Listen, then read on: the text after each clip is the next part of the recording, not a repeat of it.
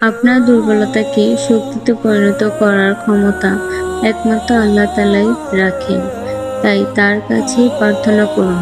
নিশ্চয়ই আল্লাহ তাআলা তাকে নীরবে ডেকে যাওয়ার বান্দাদের হতাশ করবেন না, ইনশাআল্লাহ।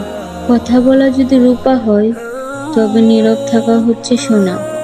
হযরত লুকমান হাকিম বলেছেন, আল্লাহর কাছে আপনি প্রার্থনা করা বন্ধ করে দিলে তিনি রাগান্বিত হন, অথচ আদম সন্তানের কাছে কিছু প্রার্থনা করলে সে রেগে যায়।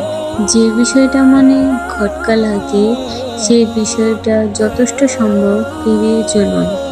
এমন কারো সঙ্গী হন যে আপনাকে আল্লাহর কথা স্মরণ করিয়ে দেয়।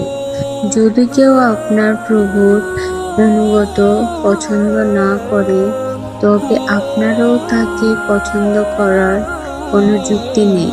যখন পৃথিবীতে কেউ আপনাকে বুঝতে চেষ্টা করে না, তখন এতটুকু মনে রাখবেন, আল্লাহ আপনাকে বোঝেন।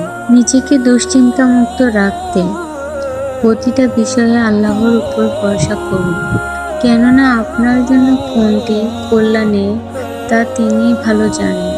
ভিডিওটি ভালো লাগলে অবশ্যই চ্যানেলটা সাবস্ক্রাইব করে দেবেন আর একটি লাইক, কমেন্ট, শেয়ার করে দেবেন। সবাইকে অনেক ধন্যবাদ।